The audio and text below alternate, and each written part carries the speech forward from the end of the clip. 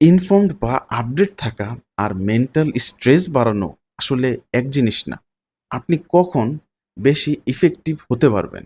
যখন আপনি ৫০টা নেগেটিভ নিউজের ব্যাপারে জানেন ঠিকই, কিন্তু কোনো স্টেপ নিতে পারতেছেন না। উল্টো আপনি মেন্টালি এক্সহস্টেড হয়ে যাচ্ছেন?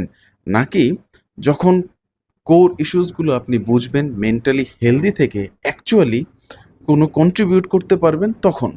কখন আসলে আপনি বেশি ইফেক্টিভ হবেন? সো কোর ইস্যুস গুলো যদি বুঝে আপনি একটা ইস্যু যদি ঠিক করতে পারেন, একটা জিনিসের জন্য আপনি কন্ট্রিবিউট করতে পারেন, সেটাই হবে আসলে ইফেক্টিভ হওয়া।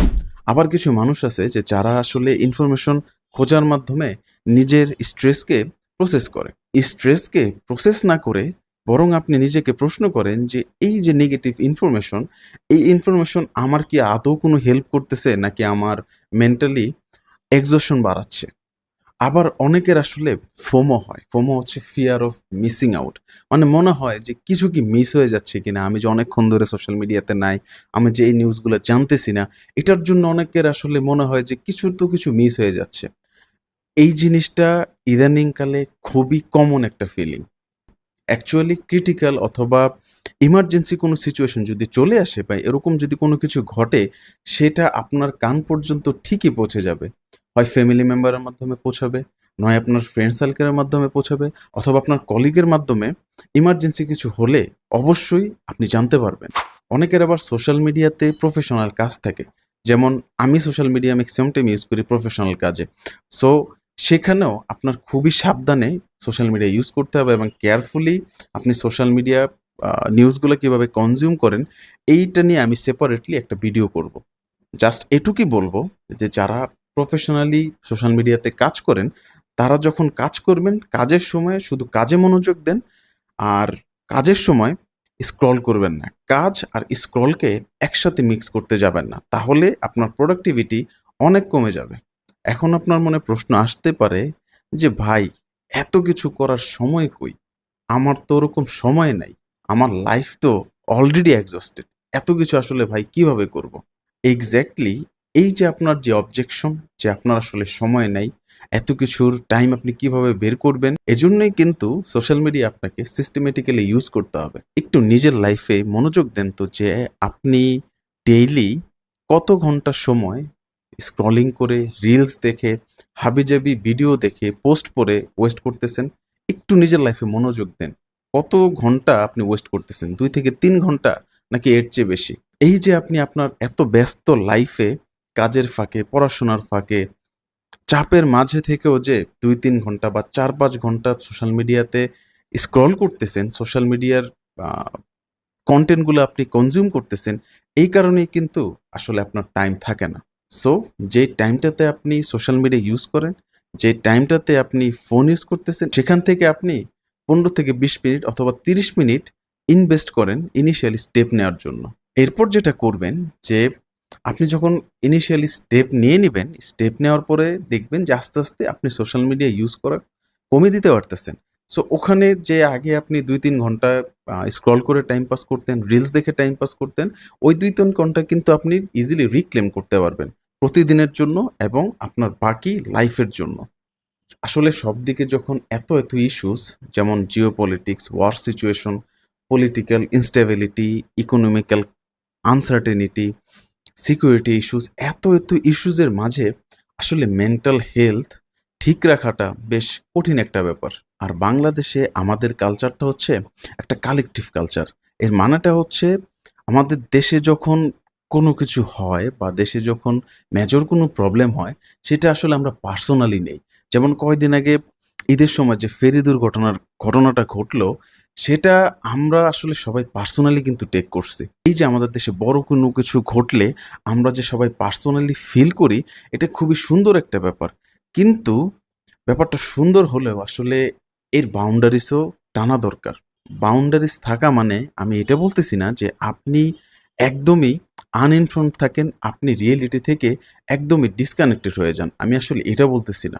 আমি জাস্ট এটা বোঝাতে চাচ্ছি যে আপনি যদি নিজেই মেন্টালি, ইমোশনালি ড্রেইনড থাকেন, তাহলে আপনি কিভাবে অন্যকে হেল্প করবেন? আপনি কিভাবে ইফেক্টিভলি আরেকজনের হেল্প করতে পারবেন? কারণ আপনি তো নিজেই মেন্টালি ইমোশনালি এক্সস্টেড। নিজে যদি ইমোশনালি মেন্টালি ড্রেনড থাকেন, তখন আপনি ফ্যামিলিকেও সাপোর্ট করতে পারবেন না। আবার আপনার প্রফেশনাল লাইফে আপনি আসলে ওরকম ভালো কিছু করতে পারবেন না। আমি জাস্ট এই জিনিসটা বোঝাতে চাচ্ছি। সো মেন্টালি হেলদি থাকাটা খুবই ইম্পর্ট্যান্ট। কারণ আপনার মেন্টাল হেলথ আপনার সবচেয়ে বড় রিসোর্স। তাই মেন্টাল হেলথকে প্রোটেক্ট করাটা নেসেসারি। শেষে এটুকু বলবো যে রিয়েলিস্টিক থাকতে হবে। কারণ একটা ভালো হ্যাবিট গড়তে আসলে ধৈর্যের প্রয়োজন, হ্যাঁ? হুট করে আপনি ভালো হ্যাবিট গড়তে পারবেন না। এটাই ফ্যাক্ট, হ্যাঁ? এটা আপনার মানতে হবে। আপনার যেটা করতে হবে যে আপনার স্টেপ নিতে হবে। একটু করে হলেও আপনার আ প্রোগ্রেস করতে হবে। একটু করে হলেও আপনি এগিয়ে কিভাবে যান সেটার জন্য কাজ করতে হবে। কোনো দিন দেখবেন যে আপনি হঠাৎ করেই ৩-৪ ঘন্টা ফোন স্ক্রল করে ফেলছেন। আপনি ৩-৪ ঘন্টা YouTube ভিডিও দেখে কাটায় ফেলছেন। আপনি ৩-৪ ঘন্টা দেখবেন যে রিলস দেখে কাটায় ফেলছেন। এইটা আসলে নরমাল, হ্যাঁ? এই জিনিসটা হবেই। কারণ এতদিন তো একটা বাজে হ্যাবিটের মধ্যে ছিলেন। আপনি যখন স্টেপ নিবেন এর মাঝে এরকম ঘটনা ঘটতেই পারে। কিন্তু এটা মনে রাখবেন যে এই জিনিসটা রিপিটেডলি করা যাবে না। কারণ একটা জিনিস যখন আপনি রিপিটেডলি করেন, তখন আবার নতুন করে প্যাটার্ন তৈরি হয়। নতুন করে আবার আপনি সেই প্যাটার্ন ফলো করে ওই হ্যাবিট গড়তে থাকেন। সো আপনি যদি ভুল করে ফেলেন যে একদিন আপনি দেখে ফেললেন সামহাউ। সো এটা নিয়ে আসলে গিল্ট ফিল করার কোনো কারণ নাই। আপনি সিম্পলি রিয়ালাইজ করেন যে এটা আপনার রং মুভ ছিল। আপনি নেক্সট ডে থেকে আবার ভালো রুটিনে ফিরে যাবেন। আপনি যখন মেন্টালি হেলদি থাকবেন, তখন খেয়াল করবেন যে দিন আপনি আসলে আরো হোপফুল হচ্ছেন। কারণ যখন আপনি দেখবেন, ফিল করবেন যে কনস্ট্যান্ট নয়েজ গুলো আপনি যখন ফিল্টার করে লাইফ থেকে বাদ দিচ্ছেন, তখন পজিটিভ চেঞ্জেস গুলা আপনি ইজিলি ফিল করতে পারবেন। খেয়াল করলে দেখবেন যে আপনি যখন নেগেটিভ নিউজ বা নেগেটিভ জিনিস দেখতে থাকেন, তখন পজিটিভ জিনিসগুলো আপনি ফিল করতে পারেন না। পজিটিভ জিনিসগুলো আসলে আপনার চোখে পড়ে না। সো আপনি যখন এইগুলা ফিল্টার করে দিবেন, তখন দেখবেন যে আপনার কাছে মনে হবে যে আ পজিটিভ জিনিসগুলাও তো আছে। শুধু তো নেগেটিভ জিনিস আছে এমনটা না। আর সোশ্যাল মিডিয়াতে দেখবেন যে নেগেটিভ জিনিসগুলো আসলে বেশি ভাইরাল হয়।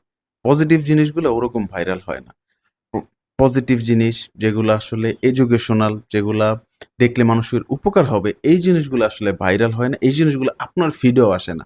আপনার ফিডেও দেখবেন যে নেগেটিভ জিনিসগুলো আসে। কারণ আপনি আপনার অ্যালগরিদমকে ওরকমভাবে ট্রেন করে রাখছেন যে নেগেটিভ আর ফালতু জিনিসগুলো যাতে আপনার ফিডে আসে। এটাই বাস্তবতা। আমরা নেগেটিভিটিতে এতই ফোকাসড থাকি যে পজিটিভ কিছু ঘটলেও সেটা আমাদের ব্রেইন ক্যাচ করতে পারে না। আমরা টোটালি মানে নেগেটিভ নিউজে ফোকাসড হয়ে থাকি। নেগেটিভ জিনিসে ফোকাসড হয়ে থাকি। সো আমাদের চারপাশেও কিন্তু অনেক পজিটিভ কিছু হয়, যেগুলা নিয়ে আসলে আমরা মাথা ঘামাই না। সো আপনি যখন মেন্টালি হেলথি থাকবেন, তখন এই জিনিসগুলা খেয়াল করতে পারবেন যে পজিটিভ জিনিসও লাইফে আছে। এগুলা থেকে আপনি আরো মোটিভেটেড হতে পারবেন। এগুলা দেখে আপনি আরো হোপফুল হতে পারবেন। এই পজিটিভ নিউজগুলা, পজিটিভ জিনিসগুলা দেখার জন্য আসলে আপনার মনে স্পেস থাকা লাগবে। কিন্তু আপনি তো কনস্ট্যান্টলি নেগেটিভ জিনিস দেখে সেই স্পেসটুকুও দিচ্ছেন না। সো নেগেটিভ জিনিস থেকে দূরে থাকেন। তাহলে দেখবেন যে আপনি পজিটিভ হতে পারতেছেন। আপনি আরো মোটিভেটেড হতে পারতেছেন। আজকে তাহলে এই পর্যন্তই থাক। দেখা হবে নেক্সট কোনো ভিডিওতে। আর যদি কোনো টপিক নিয়ে আলোচনা করতে হয়, কোনো টপিক নিয়ে যদি ডিসকাশন করতে হয়, সেটা আমাকে কমেন্ট বক্সে জানাবেন। ধন্যবাদ। আসসালামু আলাইকুম।